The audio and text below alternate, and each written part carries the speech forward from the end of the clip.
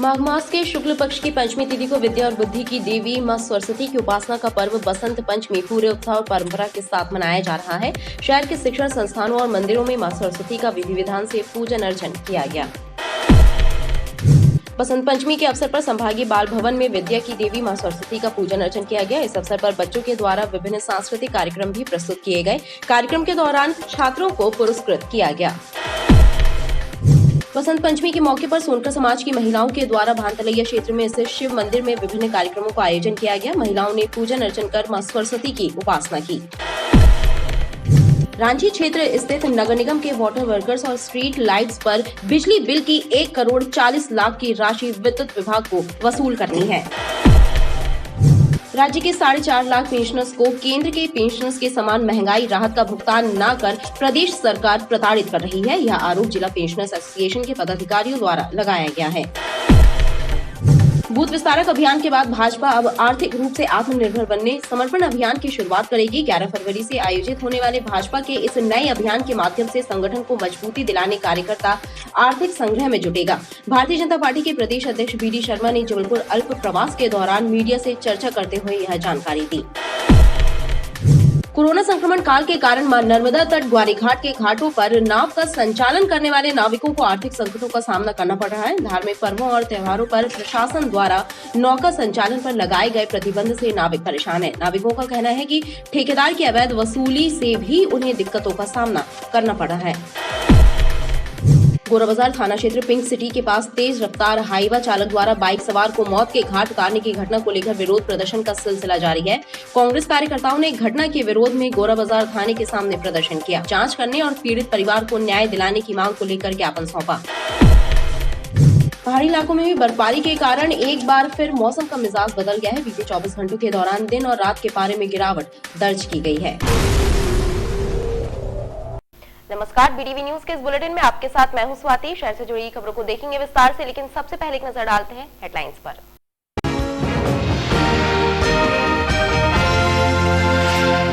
ज्ञान Ganga is truly an international school. ज्ञान Ganga international school, bypass चौराहा नियर धनवंतरी नगर, जबलपुर।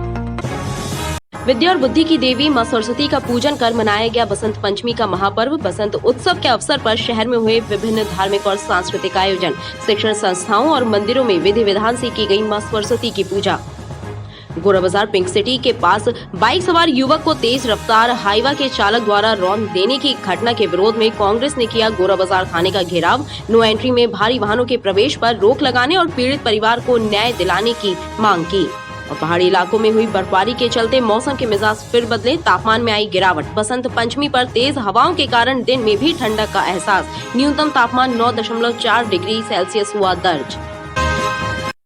माघ मास के शुक्ल पक्ष की पंचमी तिथि को विद्या और बुद्धि की देवी मां सरस्वती की उपासना का पर्व बसंत पंचमी पूरे उत्साह और परंपरा के साथ मनाया जा रहा है। शहर के शिक्षण संस्थानों और मंदिरों में मां सरस्वती का विधि विधान से पूजन अर्चन किया गया।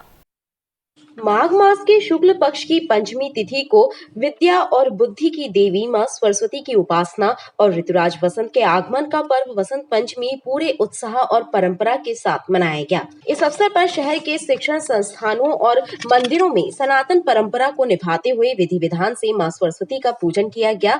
मां को भोग अर्पण करते हुए उनसे अज्ञानता के अंधेरों को दूर करने की प्रार्थना की गई। मां सरस्वती को विद्या और बुद्धि की देवी माना जाता है, इसलिए बसंत पंचमी के मौके पर विद्यार्थी और शिक्षक मां सरस्वती का विधि विधान से पूजन अर्चन करते हैं और पाती लिखकर मां सरस्वती से विद्या का दान मांगकर उन्नति की कामना करते हैं। हिंदू धर्म ग्रंथों में बसंत पंचमी का विशेष महत्व माना गया है।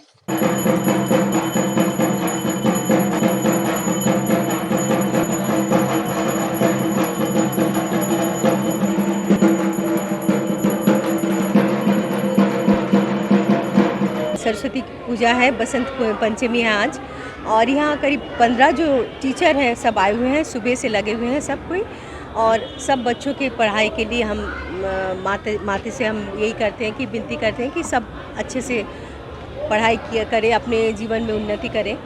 सरस्वती पूजा तो सब कोई जानते हैं कि विद्या की देवी है। कॉपी किताब की पूजा करते हैं और सरस्वती माता की पूजा करते हैं, जिससे हमें ज्ञान मिलता है, और अपने टीचर्स की भी पूजा करते हैं। इस बार पूजा में बहुत सारे लोग आए हैं क्योंकि पिछली बार पूजा में कोई नहीं आया था। हम इकट्ठे होते हैं, पीले वस्त्र पहनते हैं, सरस्वती माँ की आराधना करते हैं, उनको पुष्प प्रदान करते हैं। यहाँ भोग प्रसाद भी वितरण होता है और बहुत आनंद से ये पर्व हम मनाते हैं। वसंत उत्सव के इस मौके पर दीक्षितपुरा स्थित मां गायत्री मंदिर में भी वसंत पंचमी का पर्व धूमधाम और परंपरा अनुसार मनाया गया। इस अवसर पर मंदिर प्रांगण में विभिन्न धार्मिक कार्यक्रम हुए, जिसमें श्रद्धालुओं ने बढ़ चढ़कर हिस्सा लिया।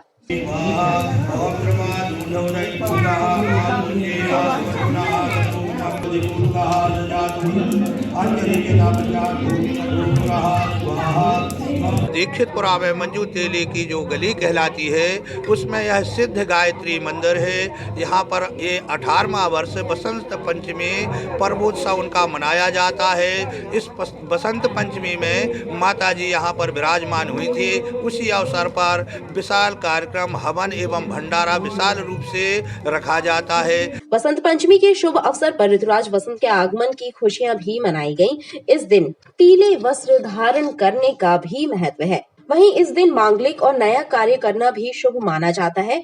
ऐसी मान्यता है कि शुभ मुहूर्त में मां सरस्वती का विधि विधान से पूजन करने से शुभ फल की प्राप्ति होती है। वसंत पंचमी के अवसर पर संभागीय बाल भवन में विद्या की देवी मां सरस्वती का पूजन अर्चन किया गया। इस अवसर पर बच्चों के द्वारा विभिन्न सांस्कृतिक कार्यक्रम भी प्रस्तुत किए गए। कार्यक्रम के दौरान छात्रों को पुरस्कृत किया गया। बसंत पंचमी के पावन पर्व पर संभागीय बाल भवन में भी विभिन्न कार्यक्रमों का आयोजन हुआ।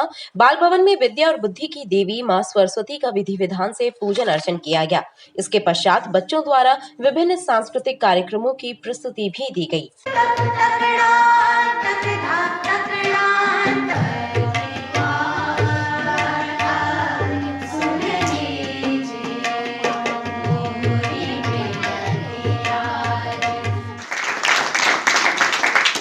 कार्यक्रम के दौरान सहायक संचालक संजय इब्राहिम और गिरीश बिल्लौरे के द्वारा बच्चों को पुरस्कृत भी किया गया।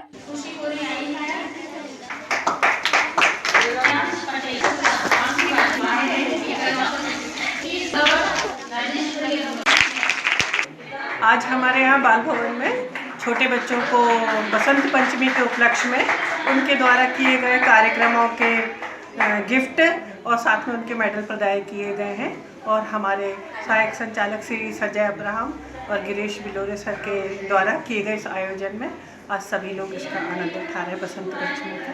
कार्यक्रम में बड़ी संख्या में बच्चे शामिल हुए और मां सरस्वती का पूजन अर्चन कर पुण्य लाभ अर्जित किया। बसंत पंचमी के पावन पर्व पर शहर में विभिन्न धार्मिक कार्यक्रम हुए। मंदिरों में विद्या और बुद्धि की देवी मां सरस्वती का पूजन अर्चन किया गया। महिलाओं ने पीले वस्त्र धारण कर मां सरस्वती का पूजन किया। बसंत पंचमी के मौके पर सोनकर समाज की महिलाओं के द्वारा भांतलैया क्षेत्र में स्थित शिव मंदिर में विभिन्न कार्यक्रमों का आयोजन किया। महिलाओं ने पूजन अर्चन कर मां सरस्वती की उपासना की और पुण्य लाभ अर्जित किया।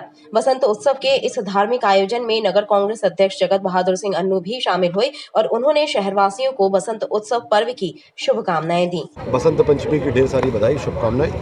मातृशक्तियों के साथ सेवा दल के लोगों के द्वारा यहाँ पर कार्यक्रम आयोजित किया गया। मुझे आने का सौभाग्य प्राप्त हुआ। सभी से शुभकामनाएं ली, शुभकामनाएं दी और यही प्रार्थना की कि हमारा संस्कारधानी आगे बढ़े।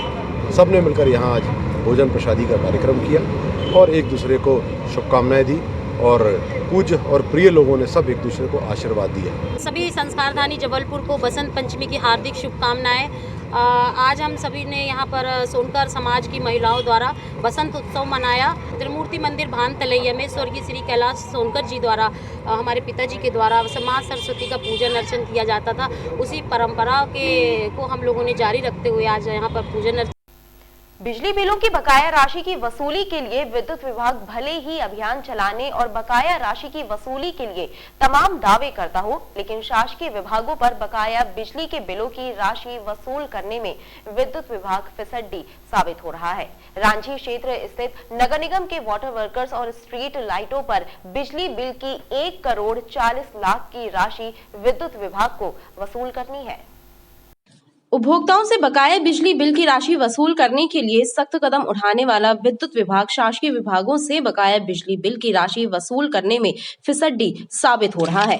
वसूली अभियान के तमाम दावों के बाद भी विद्युत विभाग शासकीय कार्यालयों पर बकाया करोड़ों रुपयों के बिल की राशि की वसूली नहीं कर पा रहा। रांची क्षेत्र में स्थित वाटर वर्क्स और स्ट्रीट लाइट्स के बिजली बिल की करीब 1,40,00,000 की बकाया राशि विद्युत विभाग को नगर निगम से वसूल करनी है, लेकिन इस राशि की वसूली के लिए सिर्फ पत्राचार की रस्म अदायगी अधिकारी कर रहे हैं।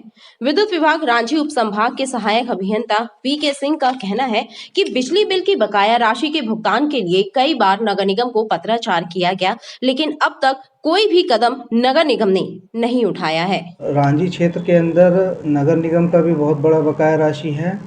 वाटर वर्क्स में 40 लाख के आसपास बकाया राशि है और वाटर वर्क्स के अलावा स्ट्रीट लाइट में भी 1 करोड़ के आसपास बकाया राशि है।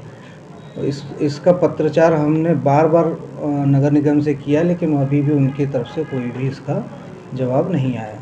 बिजली बिल की मामूली सी बकाया राशि के लिए आम उपभोक्ताओं के विद्युत कनेक्शन तक विच्छेद करने वाले विद्युत विभाग के अधिकारी शासकीय कार्यालयों से बकाया बिजली बिल की भारी भरकम राशि वसूल करने में क्यों हीला-हवाली बरत रहे हैं, यह जनता में भी चर्चा का विषय बना हुआ है। राज्य के 4.5 लाख पेंशनर्स को केंद्र के पेंशनर्स के समान महंगाई राहत का भुगतान न कर प्रदेश सरकार प्रताड़ित कर रही है। यह आरोप जिला पेंशनर्स एसोसिएशन के पदाधिकारियों द्वारा लगाया गया है।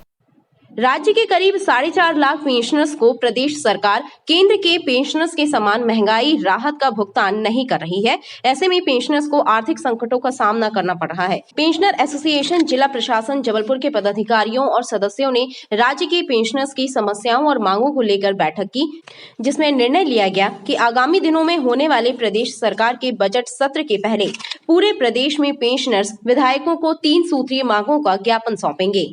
हमने आज की बैठक में ये तय किया है कि अगले महीने जो बजट सत्र प्रारंभ होने जा रहा है 7 मार्च से, तो हम जबलपुर के साथ साथ पूरे मध्य प्रदेश के विधायकों को भी अपना मांग पत्र, अपनी समस्याओं से 3 बिंदु उसमें, एक तो हमको केंद्र के अनुरूप कर्मचारी के ही महंगाई भत्ते के आदेश के साथ राज्य के पेंशनर्स को भी महंगाई भत्ते के आदेश जारी हों।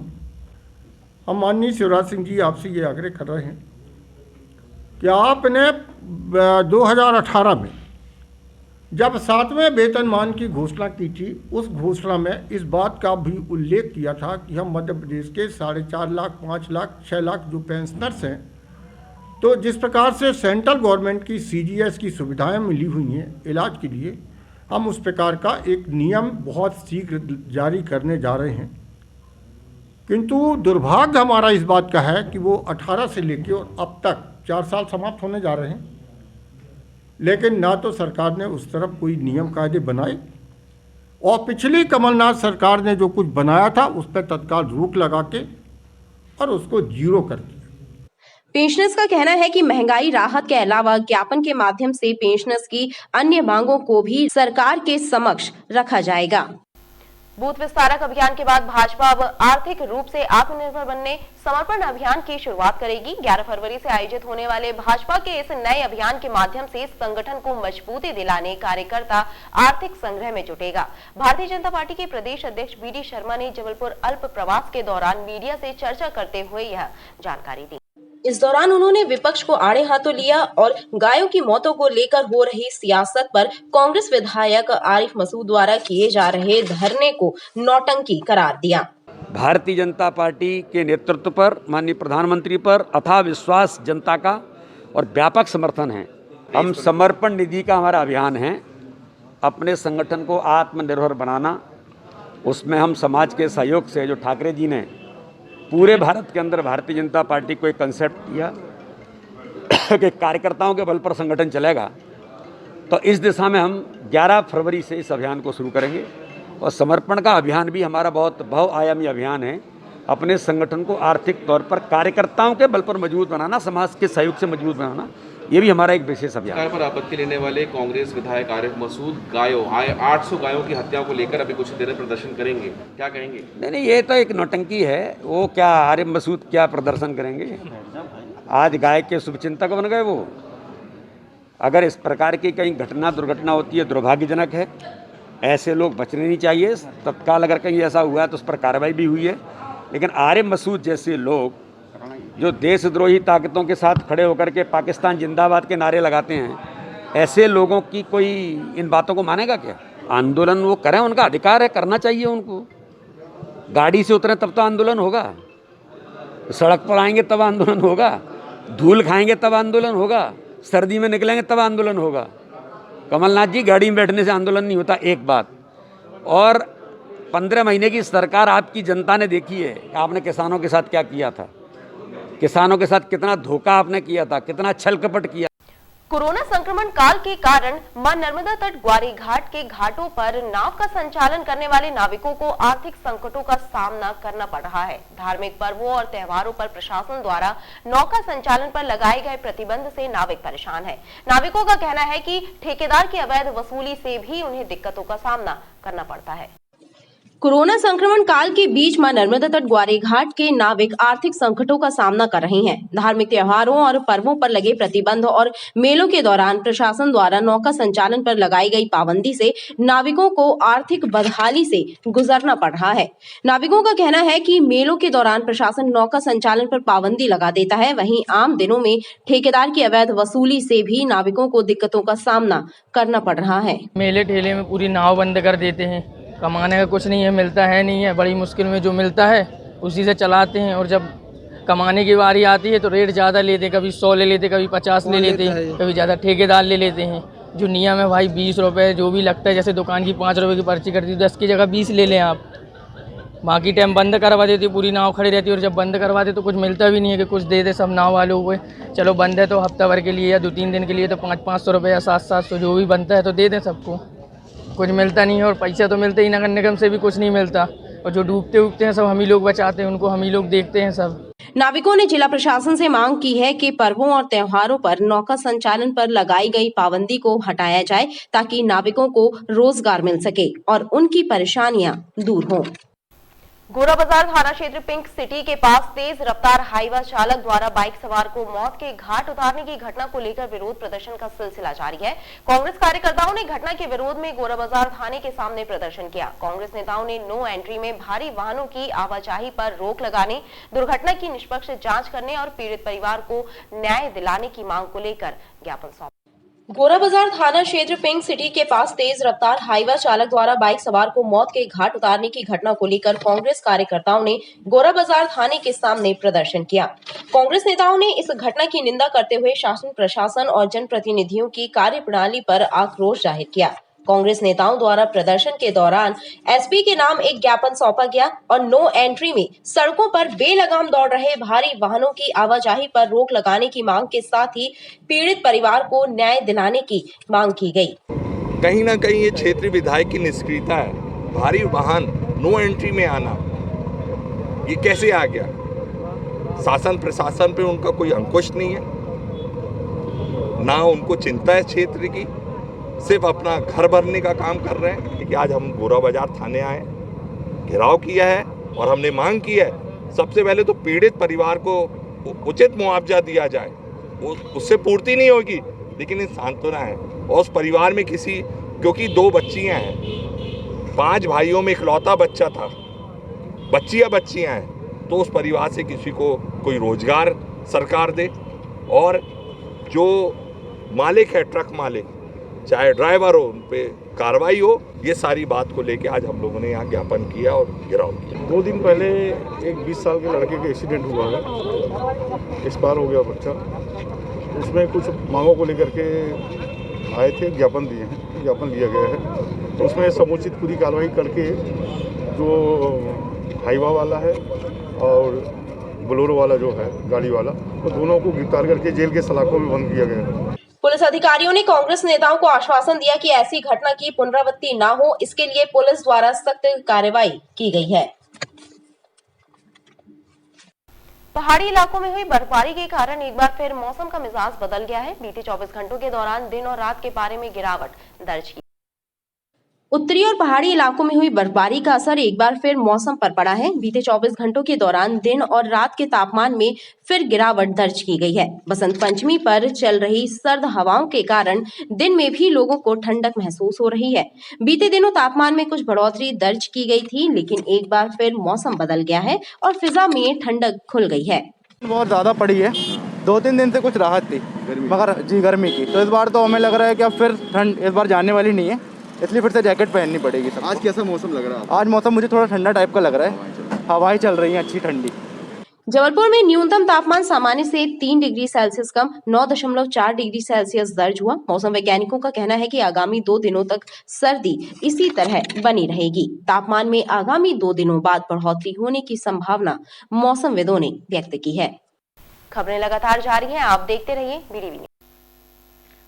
अधिकांश तरह के कैंसर ऐसे होते हैं कि यदि प्रारंभिक दौर में पता चल जाए तो उनका इलाज संभव है। यानी कैंसर से डरने की नहीं बल्कि सचेत रहने की जरूरत है ताकि उसका उपचार हो सके। कैंसर जागरूकता अभियान के जरिए विशेषज्ञों ने आम जनमानस को सजग करने की कोशिश की।